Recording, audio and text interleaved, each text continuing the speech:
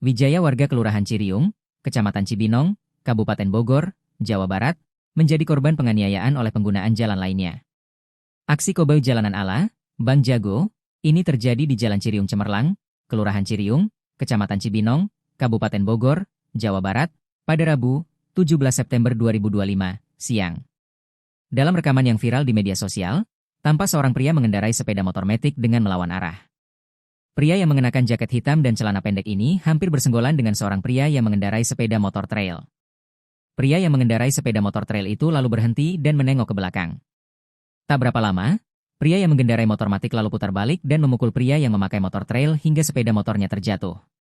Setelah peristiwa ini viral di media sosial, pelaku pemukulan yang berinisial PH, ini ditangkap polisi pada Kamis, 18 September 2025. Wijaya, salah satu korban penganiayaan, mengaku kaget dengan aksi koboi pelaku ini.